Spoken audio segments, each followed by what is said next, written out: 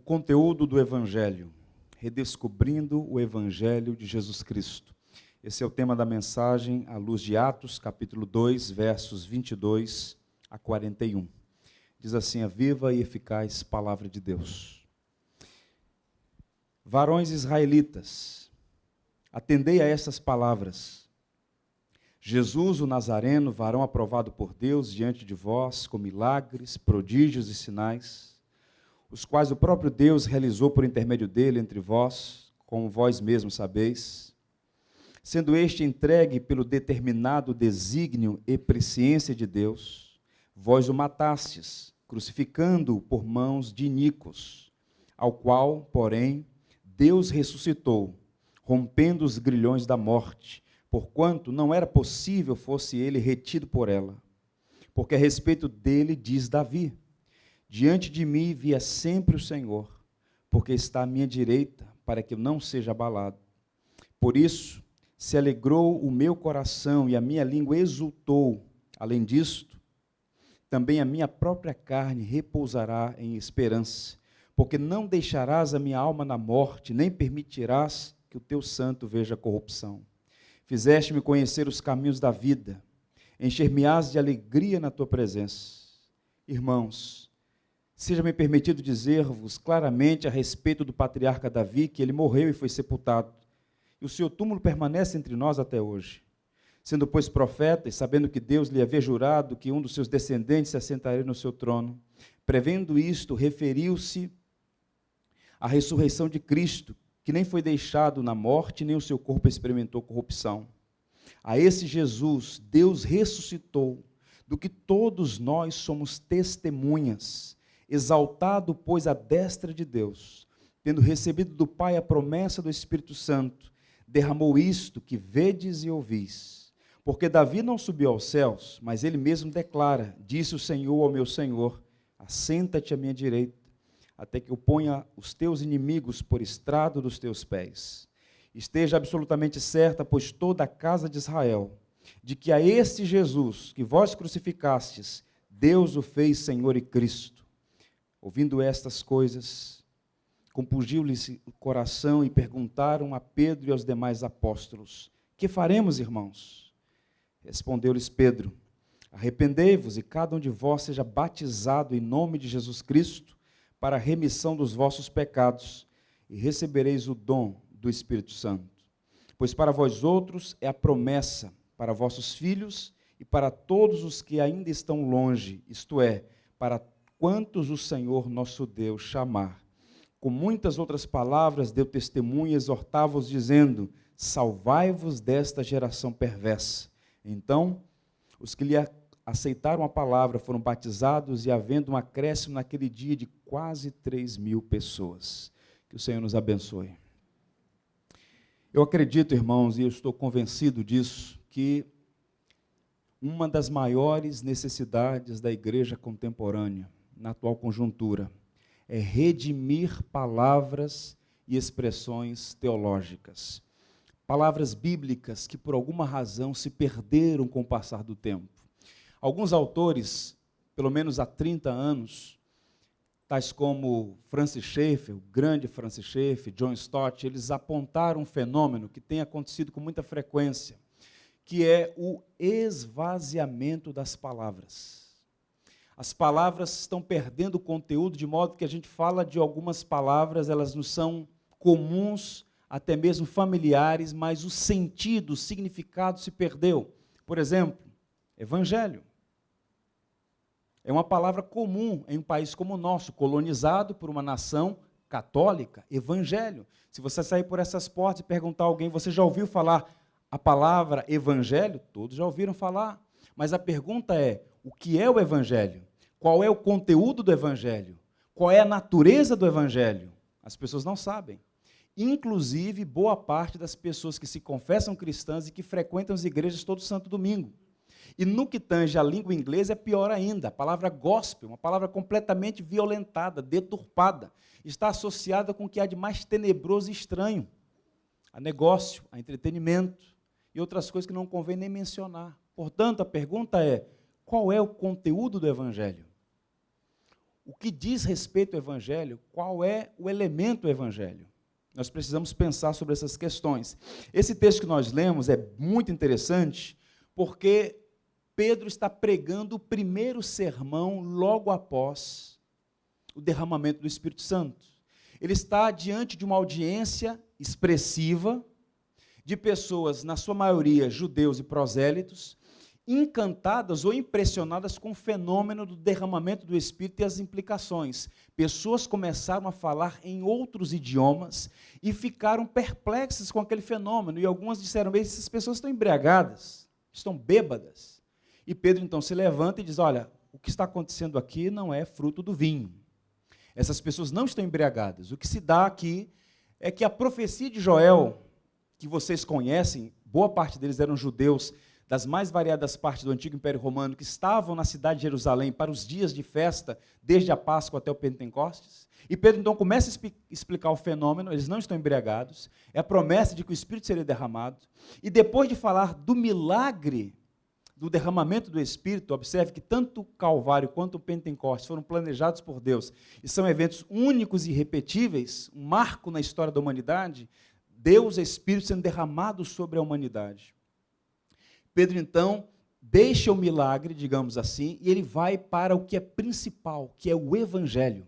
Pedro não explora como um sensacionalista o fenômeno do falar em outros idiomas, mas ele diz, olha, o que está acontecendo aqui é um sinal da presença do Espírito. Agora vamos ao ponto. E ele começa então a pregar sobre Jesus. E nesta pregação histórica, repito, a primeira pregação pós-derramamento do Espírito, um marco na história, Pedro, então, apresenta um sermão que deve ser o sermão de todo pregador. Um sermão profundamente cristocêntrico, é Cristo. Cristo do início ao fim. E neste sermão, nós encontramos alguns elementos sobre o conteúdo do Evangelho. E o primeiro deles é esse, os eventos do Evangelho, os acontecimentos que deram origem ao Evangelho. Pedro começa, então, por fatos históricos que têm que são a origem, do Evangelho. Vejamos então, mais uma vez, os 3 primeiros versos do texto que nós lemos, a partir do verso 22. Varões israelitas, atendei a estas palavras. Jesus o Nazareno, varão aprovado por Deus diante de vós com milagres, prodígios e sinais, os quais o próprio Deus realizou por intermédio dele entre vós, como vós mesmos sabeis, sendo este entregue pelo determinado desígnio e presciência de Deus, vós o matastes, crucificando por mãos de iníquos, ao qual, porém, Deus ressuscitou, rompendo os grilhões da morte, porquanto não era possível fosse ele retido por ela. Observe que a primeira palavra do sermão de Pedro é Jesus. O primeiro sermão da história da igreja, pós o derramamento do Espírito, é Jesus. Esta é a mensagem da igreja cristã. Cristo. Somos cristãos porque somos discípulos de Cristo. A igreja é cristã porque o fundamento, tudo é baseado na segunda pessoa da Trindade, Cristo, Salvador da igreja. E ele então começa a falar sobre a pessoa de Cristo. E os eventos em torno da sua pessoa, a origem de tudo é Cristo. O Evangelho diz respeito à pessoa e à obra do Senhor Jesus Cristo. Não existe Evangelho sem Cristo. Não existe igreja sem Cristo. Todo ajuntamento onde Cristo não está presente pode ser qualquer outra coisa, menos um culto de adoração a Deus, menos uma igreja cristã, porque Cristo é a origem do Evangelho, ele é o próprio Evangelho. Repito, depois de fazer esta alusão à profecia de Joel, uma profecia messiânica muito aguardada pelos mais ortodoxos, mais piedosos daquele tempo, Pedro então vai ao coração de tudo, que é Jesus Cristo, sua pessoa e sua obra. Repito, ele não gasta tempo explorando milagres. Isso é muito importante porque o milagre, ele abre a porta para a pregação do Evangelho, mas o milagre não transforma o coração do homem. Observe que boa parte das pessoas para as quais Pedro está pregando, possivelmente, testemunharam a morte de Cristo. Nós estamos falando de uma pregação que aconteceu, possivelmente, 50 dias após a morte de Cristo. Jesus Cristo foi morto na Páscoa, o Pentecostes era 50 dias após a Páscoa. Então, boa parte daquelas pessoas estavam na cidade de Jerusalém para as festas que faziam parte do calendário judaico. Elas testemunharam muitos milagres, aquela multidão viu muitos milagres, mas boa parte delas pereceu. Milagres podem abrir a porta para o evangelho, mas o que salva o homem é a pregação. De modo que Pedro, então, faz uma alusão ao milagre, faz uma alusão à profecia e começa: Jesus. Esta é a mensagem que salva pecadores. E na exposição que ele faz sobre Jesus, a temática é essa, o sumário da pregação de Pedro. Ele começa falando da vida de Jesus, morte, ressurreição, exaltação, senhorio. Ele segue descrevendo a pessoa e a obra de Cristo. Jesus, varão, vocês conhecem, muitos milagres, muitos prodígios, morreu, ressurgiu, foi assunto aos céus, coroado Senhor. Mas de toda a temática abordada por Pedro, eu fiz questão de destacar ali em vermelho, o coração, os eventos principais, os mais importantes da história da humanidade, a morte de Cristo e a subsequente ressurreição. Observe como é que ele diz: Cristo foi crucificado por mãos de iníquos, mas Deus o ressuscitou. Esse é o coração da mensagem cristã. O evangelho é a boa notícia de Deus ao homem. E esta boa notícia só pode ser boa por causa desses dois acontecimentos: morte e ressurreição. Por isso, a tradição cristã, em particular os puritanos ingleses, jamais deveria existir um culto cristão ou acontecer uma celebração cristã em que o sangue de Cristo não fosse mencionado. Porque conforme nós cantamos, não apenas uma música bonita, mas profundamente verdadeira, enraizada na teologia cristã, nada além do sangue, é por meio da morte de Cristo e a sua ressurreição que a igreja nasce. A ressurreição de Cristo é a certidão de nascimento da igreja. O que ele comprou com seu sangue na cruz foi autenticado por meio da sua gloriosa ressurreição. E essa não é uma pregação de Pedro. Pedro é um veículo para trazer essa mensagem. Todos os apóstolos, em particular aqueles que escreveram o Novo Testamento, tinham uma mensagem fundamentalmente cristocêntrica. E falar de pregação cristocêntrica é falar da morte e da ressurreição de Cristo. Observem Paulo aos Coríntios, capítulo 15, versos 3, 4 e 5. Antes de tudo vos entreguei o que também recebi. Ele não faz adições nem subtrações. Eu estou entregando o que recebi. Que Cristo morreu pelos nossos pecados, vírgula, segundo as Escrituras.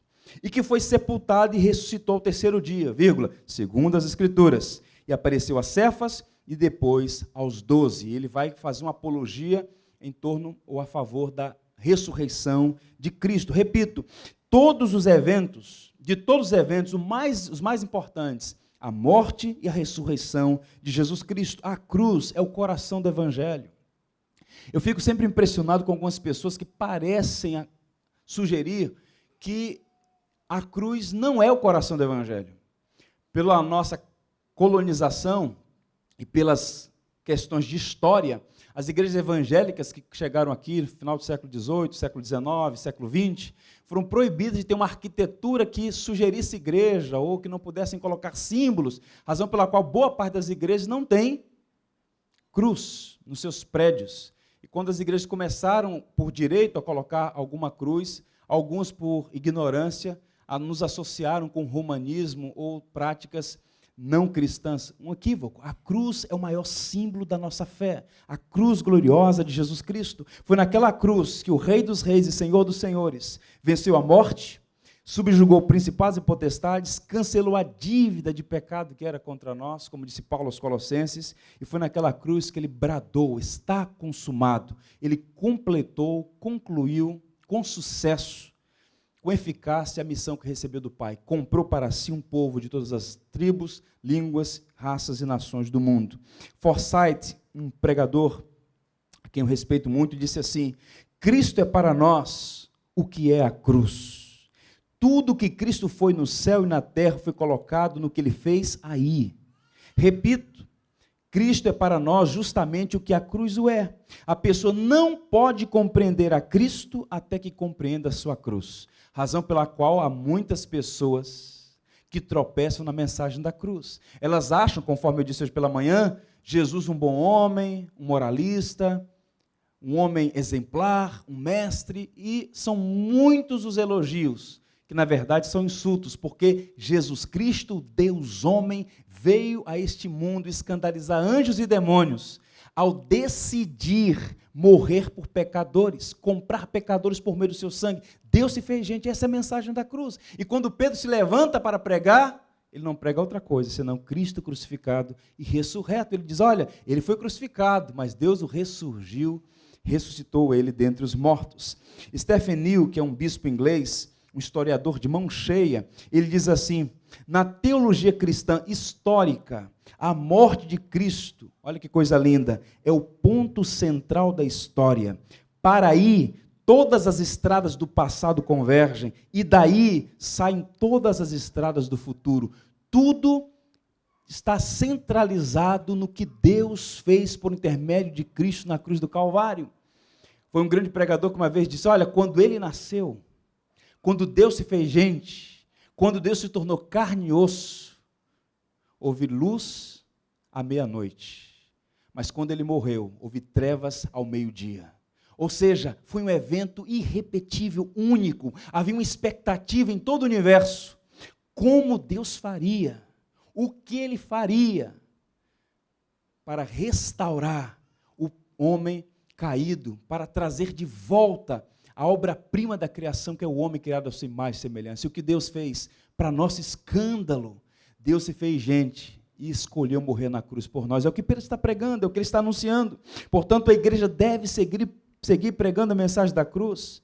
A mensagem da cruz é gloriosa, porque Deus aceitou o sacrifício de Cristo. Ele morreu, sim, mas ressurgiu dentre os mortos. Ao terceiro dia, conforme as profecias, quando eles chegaram lá, aqueles primeiras testemunhas, encontraram 2 varões assentados sobre aquela pedra removida. Os anjos disseram, por que procuram dentre os mortos aquele que vive? Ele não está aqui, mas ressuscitou.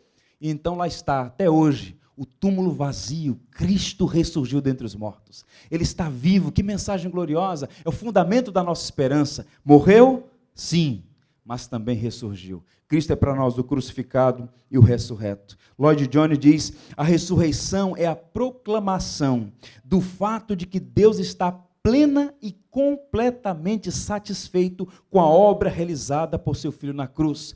Se Cristo se entregou como sacrifício por pecadores, como é que eu sei que Deus aceitou? Como é que eu sei que, de fato, o sangue de Cristo é suficiente para nosso resgate eterno, para nossa salvação, para a vida eterna? Porque Deus, o Pai, pelo poder do seu Espírito, tirou Cristo, como diz Pedro, dos grilhões da morte. Ele ressurgiu dentre os mortos no terceiro dia. E ele permaneceu vivo, está vivo. Ele apresentou-se aos 12, aquelas mulheres, a Cefas em particular, a Tiago, seu irmão, a Paulo, e de uma só vez a mais de 500 testemunhas que viram nosso Senhor ascender aos céus, ser assunto aos céus. Ele está vivo e certamente voltará para julgar vivos e mortos. Tanto a morte quanto a ressurreição de Jesus são eventos históricos e significativos. Por que históricos e significativos? Porque a fé cristã, repito, não é saltar no escuro. Não é acreditar numa lenda, num mito, ou numa suposição, numa hipótese, não. É um evento em que você pode crer, aconteceu. Ele morreu e também ressurgiu. Você pode comprovar isso. Observe então o que diz os versos 22, a parte B e a parte A. Vós o matastes, crucificando por mãos de iníquos, ao qual, porém, Deus ressuscitou, rompendo os grilhões da morte. É muito interessante isso, porque no sermão de Pedro, ele faz algumas alusões bem interessantes aos eventos no entorno da morte de Cristo. Ele diz que foi determinado pelo desígnio de Deus. Ele diz que foi por mãos de iníquos. Ele trabalha com um paradoxo. Vocês mataram. Vocês são responsáveis pela morte de Cristo. No entanto, o que vocês fizeram livremente, de alguma maneira que nós não podemos aprender, estava determinado por Deus. De modo que não foi Judas por ganância, não foi Pilatos por covardia, não foram judeus por inveja. Cristo morreu porque o Pai nos amou e entregou seu Filho por nós. É o que diz Paulo, o apóstolo. Isso é maravilhoso. Observe que uma das experiências mais extraordinárias que uma pessoa pode ter é ter esta convicção. Cristo veio a este mundo, morreu, ressurgiu e está vivo. Que coisa maravilhosa é ter essa convicção no coração. É um evento histórico, mas também significativo. Por quê? Paulo dá significado a ambos os eventos. Ele diz assim, em duas riquíssimas cartas, o apóstolo Paulo, ele morreu por nossos pecados, e aos Romanos ele diz, ele ressuscitou para a nossa justificação. Paulo atribui à morte de Cristo, à ressurreição, significado. Por que ele morreu? Pelos seus pecados. É uma morte penal, substitutiva e vicária. Ele morreu para resolver o seu maior problema, um problema que você não tem condição de resolver.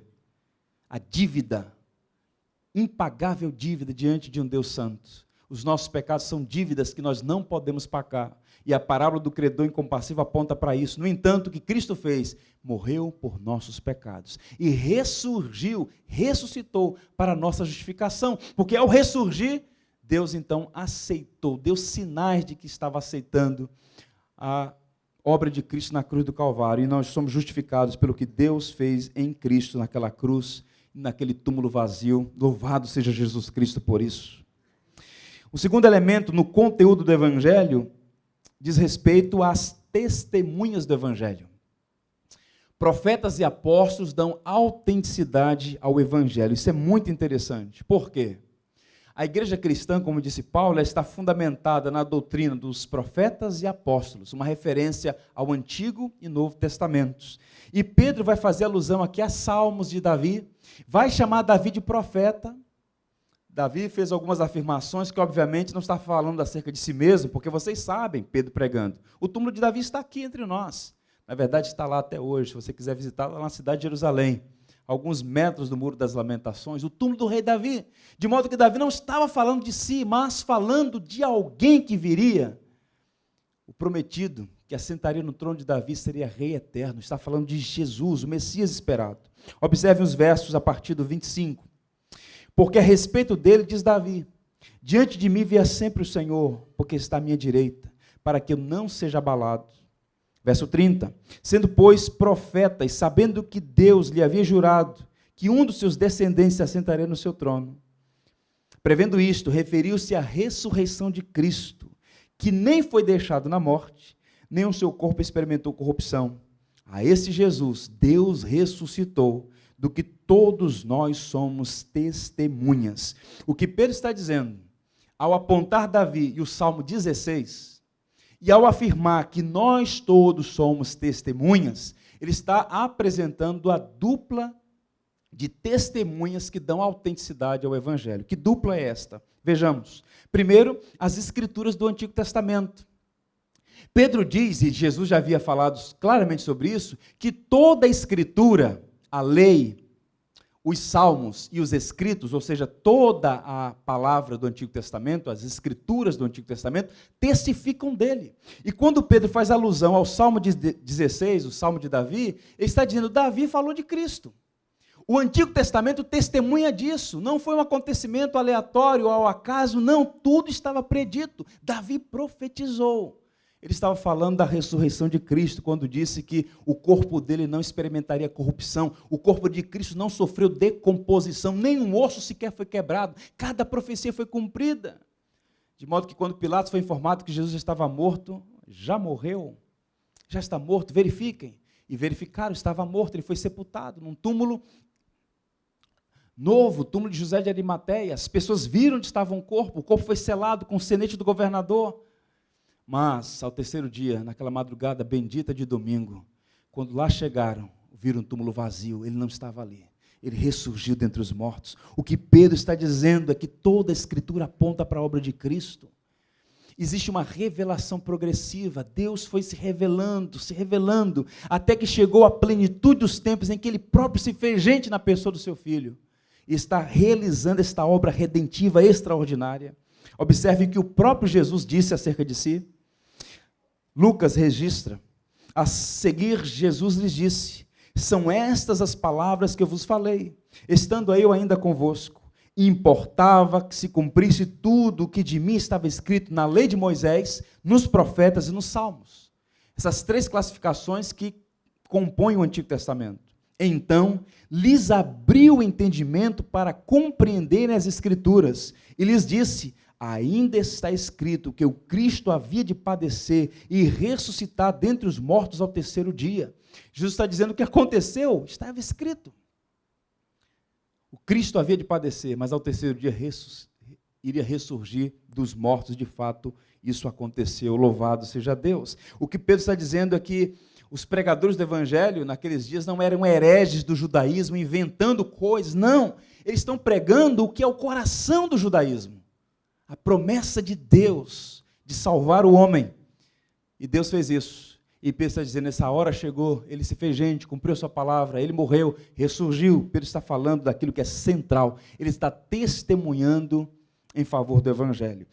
Paulo, quando pregou na presença do rei Agripa, que era casado com uma mulher judia chamada Berenice, olha o que Paulo disse naquele sermão também extraordinário. Mas alcançando o socorro de Deus, permanece até o dia de hoje, dando testemunho, tanto a pequenos como a grandes, nada dizendo, senão o que os profetas e Moisés disseram haver de acontecer. Isto é, o que é que esses homens disseram? Qual é a mensagem do Antigo Testamento? Isto é, que o Cristo devia padecer, e sendo o primeiro da ressurreição dos mortos, anunciaria a luz ao povo e aos gentios. O que Paulo está dizendo, como Pedro e todos os autores do Novo Testamento, é que eles não estão inventando uma nova mensagem, que eles não estão eles não estão maculando a fé judaica, eles estão simplesmente apontando que toda a tradição judaica, toda a escritura do Antigo Testamento, testemunho do evento que Pedro agora estava pregando, morte e ressurreição de Cristo, o Messias, o Salvador, é o cumprimento da lei, ou da profecia, messiânica. Primeira testemunha, as Escrituras, os profetas, o Antigo Testamento. Segunda testemunha, os olhos dos apóstolos. Deus escolheu aqueles homens para que fossem testemunhas, para que andassem, para que comessem, para que convivessem com o próprio Filho dele encarnado. E os apóstolos viram. João diz, olha, as minhas mãos apalparam, eu ouvi, eu toquei, eu falei com o verbo da vida. Não é um fantasma, não é uma miragem, não é uma ilusão, não é um mito, é uma pessoa. Carne e osso, Deus encarnado, mistério glorioso. Eu vi, nós somos testemunhas disso. O próprio Jesus havia relacionado o testemunho apostólico com o testemunho profético do Antigo Testamento, as duas bases sobre as quais a igreja está fundamentada. Observe, Lucas e Atos, vós sois testemunhas destas coisas. E aí o ressurreto Filho de Deus diz, e sereis minhas testemunhas. Ou seja, os apóstolos são as maiores testemunhas da morte e ressurreição de Cristo. Eles viram o crucificado e viram o ressurreto Filho de Deus. E agora Pedro está dizendo, nós vimos, nós somos testemunhas. Eles não estão inventando a mensagem. Juristas de todo mundo tentam levantar ou criar um ambiente jurídico para analisar a morte, a ressurreição, toda aquela ambiência naquela semana histórica em Jerusalém. E alguns apontam que se a ressurreição fosse uma mentira, um engodo, a igreja não teria prevalecido, porque uma fé fundamentada na mentira não teria transformado o mundo e alcançado toda a humanidade. Não era mentira, era um fato. Jesus Cristo ressurgiu. Tentaram subornar, tentaram enganar, tentaram ludibriar, mas o fato é, o túmulo está vazio, Cristo ressurgiu dentre os mortos. Pedro diz em seus sermões, no capítulo 2, 3 e 5, observem, a esse Jesus Deus ressuscitou, do que todos nós somos testemunhas. No capítulo 3, matastes o autor da vida, a quem Deus ressuscitou dentre os mortos, do que nós somos testemunhas. Capítulo 5, verso 32, ora, todos nós somos testemunhas desses fatos. Eles não mentiram, eles não ludibriaram, eles não estavam perturbados mentalmente, aqueles homens estavam cheios do Espírito, dizendo, nós não vamos deixar de falar do que temos visto e ouvido. Cristo veio a este mundo, morreu e ressurgiu dentre os mortos. Esta dupla autenticação, que testemunha o fato de que os eventos são verdadeiros, dignos de confiança, de modo que Paulo e João estão denunciando falsos profetas e anunciando o verdadeiro Jesus, que é morto e ressurreto, o Cristo que morreu e ressurgiu dos mortos para a nossa salvação. Por que é importante falar sobre isso? Hoje pela manhã eu apresentei um texto de um homem chamado Peter Jones, reinventando Jesus, ou a falsa identidade de Jesus. É um livro muito interessante sobre um movimento que desde 1971, a partir da publicação de textos gnósticos, descobertos em 1945, hoje os gurus esotéricos da nova era, liberais, e muitos segmentos religiosos, de movimentos de espiritualidade, estão tentando reinventar um Jesus diferente da Escritura, a partir de supostos textos que a igreja suplantou, que na verdade eram textos gnósticos, heréticos, reinventando Jesus. E o Stott diz, devemos tomar cuidado com isso. Em seu livro ele diz assim, com muita propriedade, há muitos Jesuses pelo mundo hoje. Há o Jesus do mito bultmanniano e o Jesus agitador revolucionário, o Jesus superstar e o Jesus palhaço de circo. É contra essas reinterpretações humanas que precisamos urgentemente recuperar e estabelecer o Jesus autêntico, o Jesus da história, que é o Jesus da Escritura. Não é o Jesus à minha imagem e semelhança, não é o Jesus que eu quero, não é o Jesus que um apóstolo na esquina me prega, ou anuncia, perdão. Não, é o Jesus revelado nas páginas das Escrituras. Porque ele mesmo disse, e eu quero que você lê essa passagem comigo, porque é uma expressão aqui que faz toda a diferença. João 7, verso 3.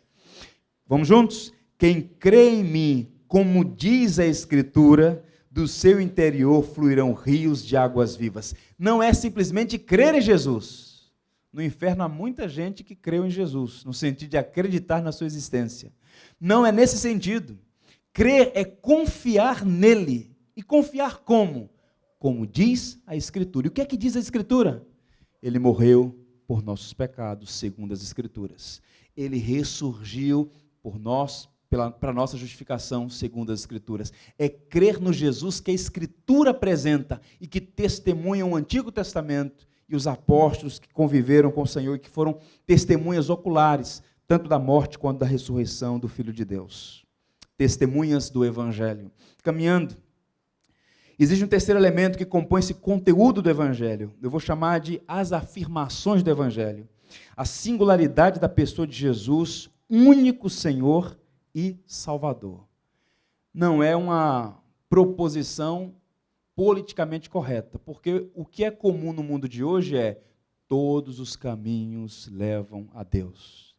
Toda religião é válida desde que haja sinceridade. E nesse discurso perigosíssimo, há muita gente caminhando para a perdição eterna. A fé cristã, ela é tolerante, embora em alguns momentos da história a igreja comportou-se de modo intolerante e reprovável. Não obstante a isso, a fé cristã, embora respeite as variadas religiões, a fé cristã, ela exige de si mesma algumas afirmações. Jesus Cristo é o caminho, a verdade e a vida. Ninguém vem ao Pai senão por Ele. Ele mesmo disse isso. Eu sou o caminho, a verdade e a vida. Ninguém vem ao Pai senão por mim. Existe uma singularidade na pessoa de Jesus. Ele é único Senhor e único Salvador. De modo que Pedro diz assim no verso 36. Olha a convicção de alguém que prega o nome de Jesus sob o poder do Espírito Santo. Esteja absolutamente certa, pois toda a casa de Israel, de que a este Jesus, que vós crucificastes, Deus o fez Senhor e Cristo. Isso é muito interessante. Você lê, nós lemos essa passagem, talvez pela distância do tempo, pela distância, digamos, cultural, talvez não consigamos entender as implicações dessa palavra de Pedro para uma audiência judaica. Ele está dizendo, olha, estejam certos, toda a casa de Israel, que esse Jesus a quem vocês crucificaram, crucificado como um herege, como um criminoso, Deus o fez Senhor e Cristo. Essas duas palavras são chaves no mundo judaico. Senhor, ele é o Kyrios, ele é o Adonai lá do Antigo Testamento, ele é o Yahvé, ele é o Eu Sou. Pedro está dizendo, Deus o fez Senhor, ele é Senhor. Ele é Cristo, ele é o Messias, o prometido. Pedro está pregando aqui com muita ousadia, porque o Evangelho tem as suas afirmações contundentes. O Evangelho não cede à tirania das circunstâncias e do politicamente correto. Há uma coisa curiosa na história que se deu em Edimburgo, capital, a antiga capital escocesa, uma cidade muito antiga. Havia, no século XVIII, dois homens naquela cidade em um determinado período da história. Um era um famoso agnóstico, deísta chamado David Hume. E o outro, um dos maiores pregadores de língua inglesa, o George Whitefield. O cético está se dirigindo para onde o pregador está proclamando a palavra de Deus. E alguém percebe ele correndo. Ele está correndo. E alguém diz, olha, você está indo para onde? Eu estou indo para a igreja, para ouvir o George Whitefield. E aí alguém diz assim, ué, mas você não crê no que ele prega? E aí o Hume diz, eu não creio, eu não acredito, mas ele acredita. Ele ia ouvir o pregador porque o George Whitefield pregava com convicção. Ele fazia afirmações profundas. E embora muitas pessoas não acreditassem ou não aceitassem o que ele pregava, havia convicção, havia afirmação. Não era um pregador que ficava vacilando para ter a aprovação do auditório. Ele pregava como Pedro pregou, com convicção. O evangelho tem afirmações que, embora o mundo não aceite, são verdadeiras. E hoje está faltando gente como o George Whitefield, que pregue assim, com autoridade, com firmeza. Porque hoje existe uma falsa humildade no nosso meio. O que é essa falsa humildade? É quando as pessoas acreditam que ter convicção é ser arrogante. É quando as pessoas acreditam que fazer afirmações contundentes é ser intolerante. Então, não sejamos tão firmes assim, né? Cada um tem a sua perspectiva, tem o seu ponto de vista. Vamos dar as mãos e vamos bater um papo sobre o que aconteceu no último final de semana na rodada do Carioca. Isso é um grande erro. O Chatterton fala sobre isso em uma obra sua, que agora em Me fugiu agora. Em 1908 ele lançou, em 2008 fez 100 anos. As muitas letras me fazem delirar. Nesta obra centenária, ele disse assim, o Otto tem essa obra. O homem foi concebido para duvidar de si mesmo, mas duvidar da verdade, isso foi completamente invertido. Vou repetir. O homem foi concebido para duvidar de si mesmo, mas não duvidar da verdade. Isso foi completamente invertido. Estamos em vias de produzir uma raça de homens mentalmente modestos demais para acreditar na tabuada. Corremos o risco de ver filósofos que duvidam da lei da gravidade, como se ela fosse uma simples fantasia pessoal.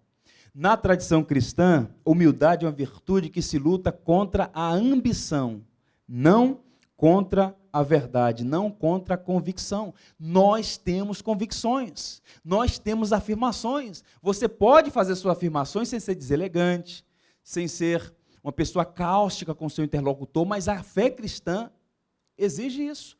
Cristo é o único Salvador, meu amigo. Você pode não gostar, você pode não acreditar, você pode ficar aborrecido, mas a afirmação é, Ele é o único Senhor e Salvador. Deus fez dele Senhor e Cristo. Essa é a afirmação cristã. Observe então Paulo aos Romanos, falando sobre esse senhorio de Cristo. Qual é a mensagem central, qual é a afirmação principal? Cristo Senhor. Ele diz assim aos Romanos, se com a tua boca confessares Jesus como Senhor, e em teu coração creres que Deus o ressuscitou entre os mortos, serás salvo. Foi precisamente para esse fim que Cristo morreu e ressurgiu, para ser Senhor tanto de mortos como de vivos. O que é que Paulo está dizendo aqui? Ele está afirmando que Jesus Cristo é o Senhor, e esta é a principal afirmação da fé cristã. Não há senhores, não há reis, mas apenas um Senhor, um rei, um monarca, uma autoridade suprema, é Cristo, a quem Deus ressurgiu dentre os mortos. No sermão de Pedro ele vai falar que Jesus está sentado à direita, ele está à majestade de Deus, ou seja, um símbolo de autoridade, de governo sobre todos. Não há rival, não há adversário, ele é Senhor de toda a criação, Senhor da igreja, Senhor de tudo e de todos. Ainda no seu sermão em Atos, observe, Deus, porém, com a sua destra, o exaltou a príncipe e salvador, a fim de conceder a Israel o arrependimento e a remissão dos pecados. É uma afirmação singular.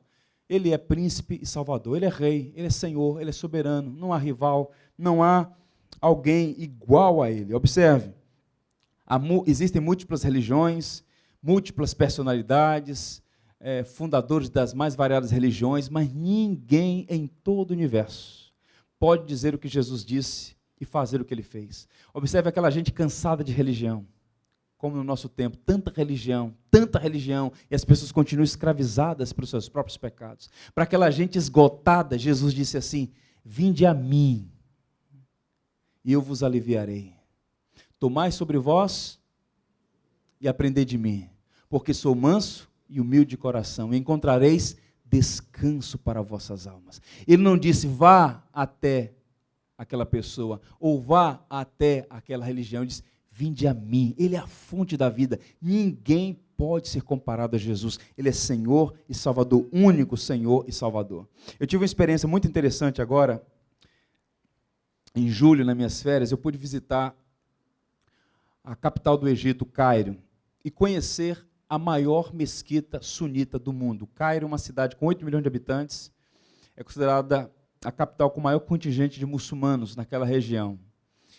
E a pessoa que estava me orientando e que conseguiu a autorização para eu entrar na mesquita, falava muito bem português, é um homem que é egípcio, e eu visitei aquele país justamente no mês do Ramadã, onde os muçulmanos fazem o jejum, até às 18 horas, até o pôr do sol. E depois de fazer a visita à mesquita e fazer uma audiência lá com a pessoa responsável, depois eu vou contar essa experiência numa série de sermões que eu estou preparando sobre o Islã. E aí nós estávamos aguardando para ir para o aeroporto, terminar o período do jejum, para ele poder fazer a refeição para seguirmos para o aeroporto. E enquanto ele aguardava o horário para poder comer, quebrar o jejum, ele então soube que era um pastor brasileiro, nós começamos a conversar, ele me fez algumas perguntas sobre a fé cristã, e nós começamos a conversar. E o que é interessante notar é que, à medida que eu falava do Evangelho, que é graça do início ao fim, você percebia claramente os olhos dele, como que impactado com a mensagem do Evangelho. Mas sabe por quê? Porque, se você tiver a oportunidade de ler o Alcorão, Alá, no Alcorão, promete perdão. Mas o perdão de Alá está condicionado a pessoas que mereçam o perdão, a pessoas que se adequem à lei, a pessoas que possam merecer algo da parte de Alá. O cristianismo não trabalha com mérito humano. A fé cristã diz, Deus prova o seu amor para conosco, em que Cristo morreu por nós, sendo nós ainda pecadores, é graça. E esta mensagem da graça é que torna o Evangelho singular, incomparável. Ele é Senhor e Salvador, Ele veio a este mundo com essa mensagem maravilhosa, mensagem de graça. Ele não veio condenar, porque já estão todos condenados. Ele veio como Salvador, e esse Senhor bendito oferece a todos a boa notícia de que Deus aceita pecadores graciosamente rendidos a Ele pela mensagem da cruz do Calvário. Aquele homem pôde ouvir a mensagem do Evangelho, a mensagem da graça. Caminhando para o final, o texto fala também sobre as promessas do Evangelho. O verso 38, ele diz assim, observe as promessas do Evangelho, os dons de Deus aos homens por meio de Jesus Cristo. Há promessas no Evangelho. E o verso 38 contém duas dessas promessas enfatizadas aqui. Respondeu-lhes Pedro, arrependei-vos e cada um de vós seja batizado em nome de Jesus Cristo. Observem as promessas. Para a remissão dos vossos pecados e recebereis o dom do Espírito Santo. As afirmações de que Jesus Cristo é Senhor e Salvador, essa mensagem singular da graça, desemboca nessas ofertas. Perdão e dom do Espírito. Nós vamos ver o que significam essas duas maravilhosas expressões. O que é que o homem precisa? Embora essa também seja uma palavra muito banalizada ou rejeitada no nosso tempo, a maior necessidade de pessoas pecadoras como nós é perdão. Não há nada mais perturbador para a alma humana do que a culpa. Eu não estou falando de sentimento de culpa. Eu estou falando de culpa moral verdadeira. Nós transgredimos a lei de Deus, quer seja a lei escrita, a escritura sagrada, ou a lei gravada na tábua do coração, que é a lei moral, que a nossa consciência muitas vezes desperta e isso está errado. Nós transgredimos, e à medida que transgredimos a lei, nos sentimos culpados diante de Deus. E, portanto, esta condição de culpados e merecedores de juízo e condenação nos deixa absolutamente arruinados. Não podemos mudar esse quadro, de modo que a maior necessidade do ser humano é perdão de Deus, aceitação, acolhimento, reconciliação. E o que Pedro está dizendo é que uma das promessas do Evangelho é o perdão. Arrependam-se, sejam batizados e recebam a remissão dos vossos pecados. A coisa mais extraordinária que um pecador pode receber da parte de Deus é o perdão e o recebimento, o acolhimento, a aceitação. Quero lhe contar a experiência de Cornélio. Talvez tenha sido por essa razão que ele tenha sido escolhido por Deus para ser o primeiro gentil convertido da história. O primeiro gentil, e nós todos somos gentios, eu não sei se há aqui nenhum judeu étnico. Cornélio é o primeiro. E observe o que diz o livro de Atos sobre a pessoa de Cornélio. Olha os predicados e qualificações desse homem. Piedoso, temente a Deus, com toda a sua casa, fazia muitas esmolas ao povo e de contínuo orava a Deus.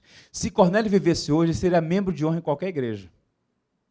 Esse homem não tem aquela expressão, só falta aceitar Jesus. Está perfeito. É piedoso, é temente, um bom pai de família, um homem de status, ele é um oficial romano, um centurião, dá esmola às pessoas, é um homem de oração. Você vai no culto de oração, está lá, firme, forte, orando. Só tem um detalhe, que é o detalhe complicadíssimo.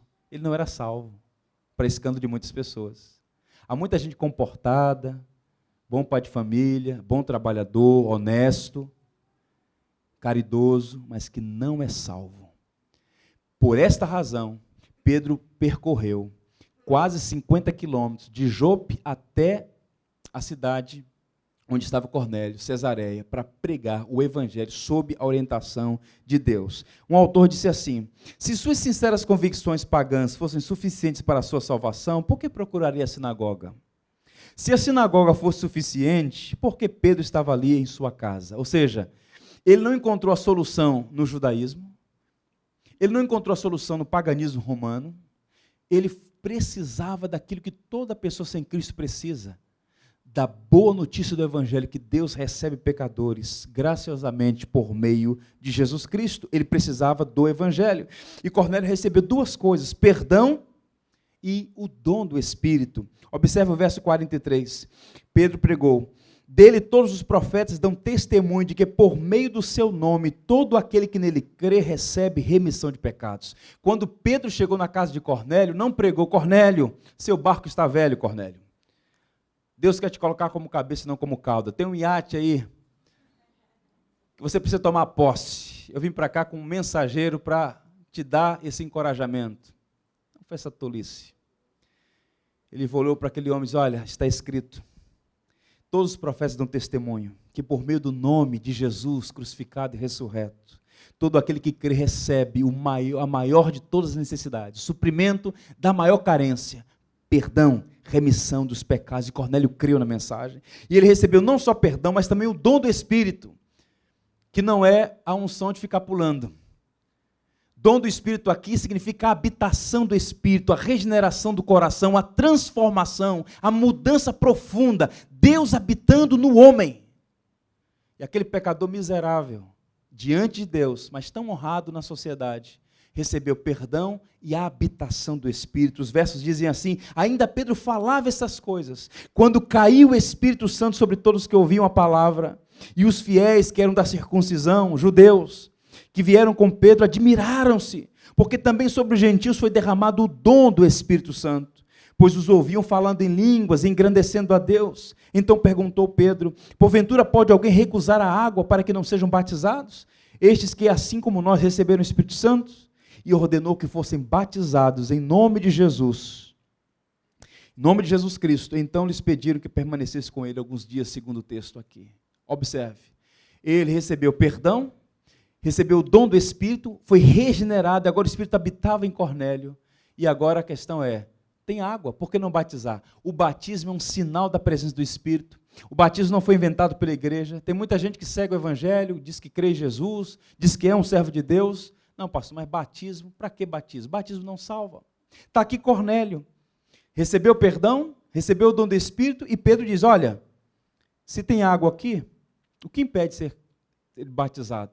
Eles foram batizados, em obediência à mensagem de Cristo, que nós deveríamos ir por todo mundo pregando o Evangelho do Reino, batizando-os as pessoas que confessavam a Ele como Senhor e Salvador. Marcos diz assim: quem crê e for batizado, será salvo. Quem, porém, não crer, será condenado. O batismo é o selo de alguém que pertence à igreja de Jesus Cristo. Você pertence à igreja?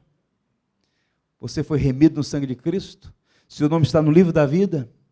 Você já desceu às águas como sinal público da sua ligação, da sua conexão, do seu compromisso com Jesus Cristo? Cornélio foi batizado em obediência à mensagem de Jesus Cristo. E por fim, esse texto fala também das exigências do Evangelho, a porta estreita pela qual os pecadores precisam passar.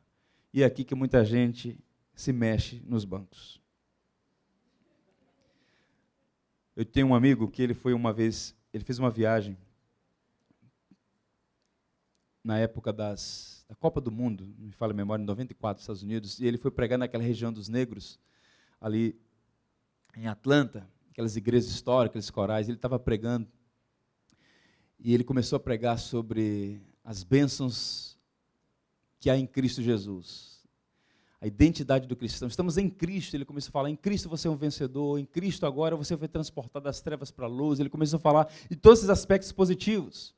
E ele chegou assim: mas está escrito também. E tinha uma senhora na frente, tudo que ele falava, ela dava um glória, levantava a mão, falava: isso aí, pastor, continua. E ele pregando, todo animado.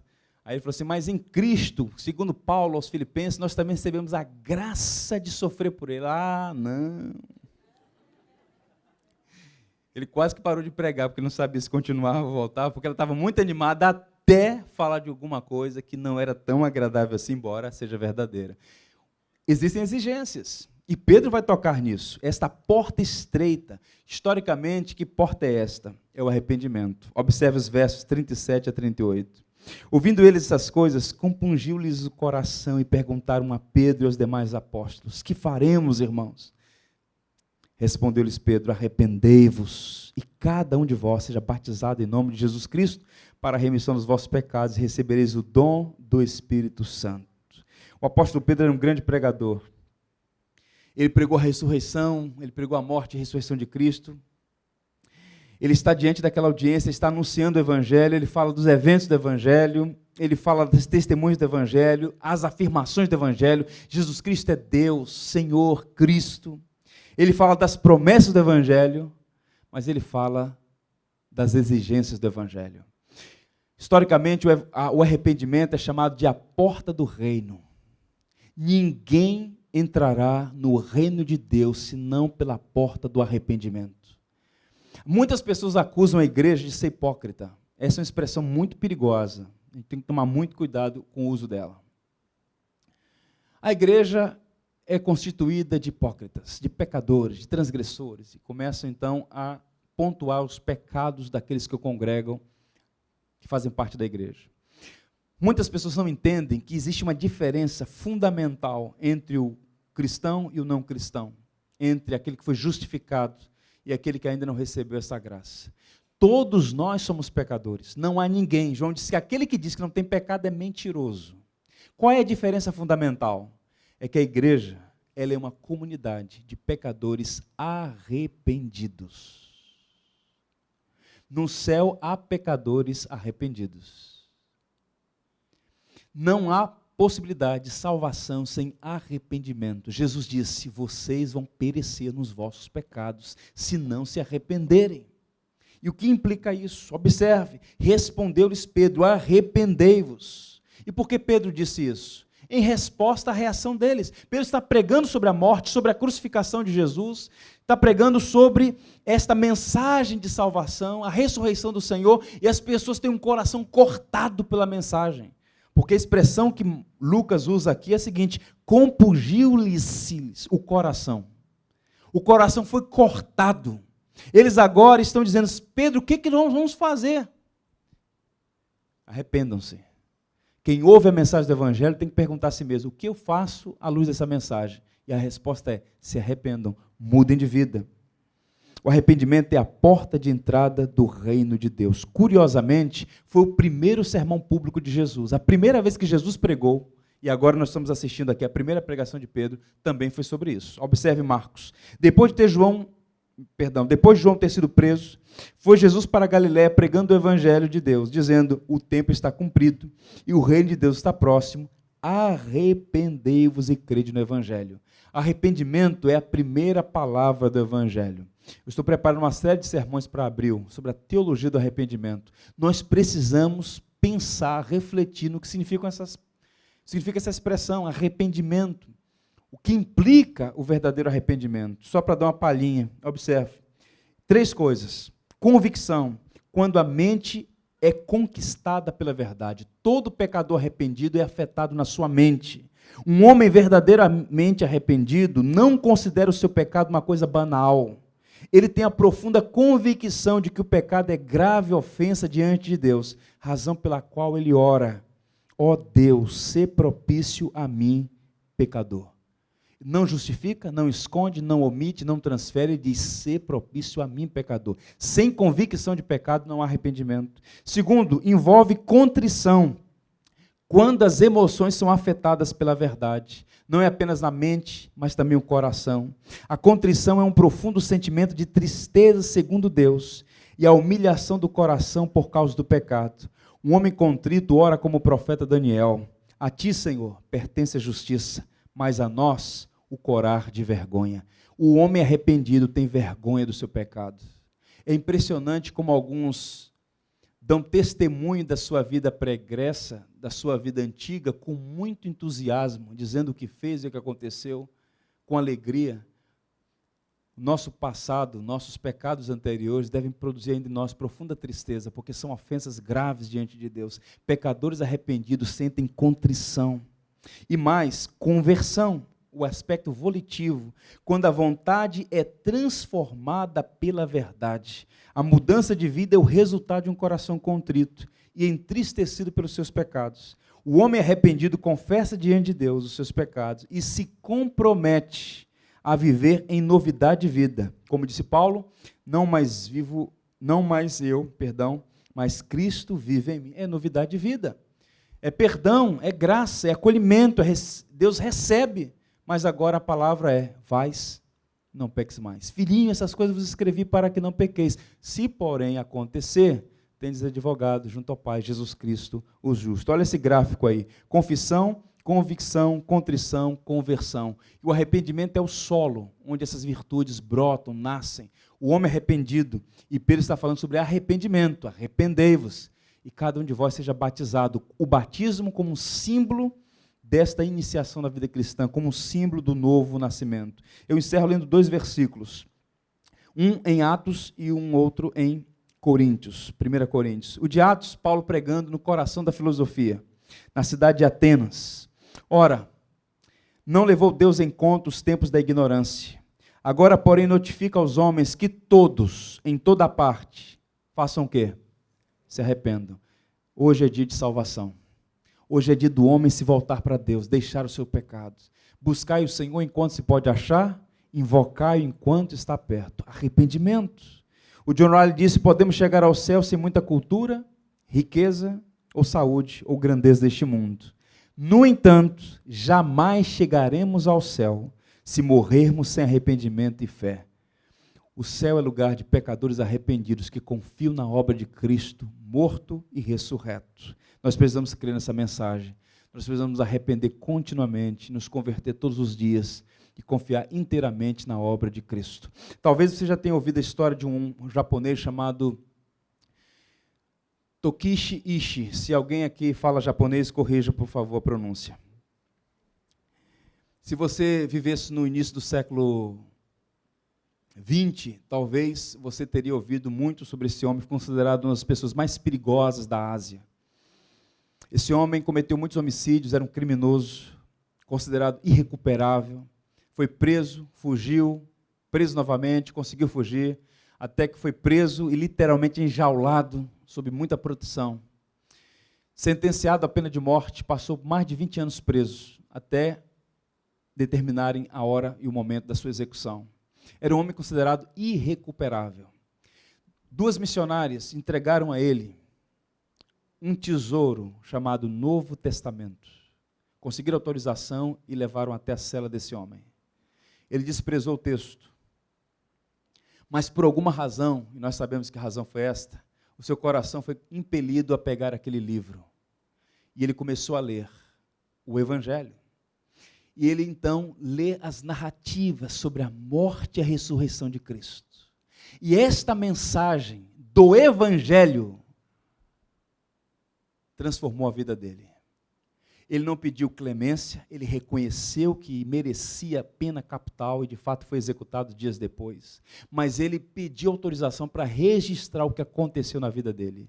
O Evangelho, que não é firula filosófica, que não foi inventado por um ludibriador numa esquina da vida, mas é a mensagem de Deus ao homem, Cristo crucificado e ressurreto para a nossa salvação. Esta mensagem salvou o Tokish naquela prisão. Observe o que ele diz na sua narrativa. Eu gemi. Era como se um prego de 15 centímetros fosse enfiado em meu coração. O que esse versículo me revelou, lendo sobre a cruz? Devo chamá-lo de o amor do coração de Cristo? Devo chamá-lo sua compaixão? Não sei como chamá-lo. Só sei que com um coração incrivelmente grato, eu criei.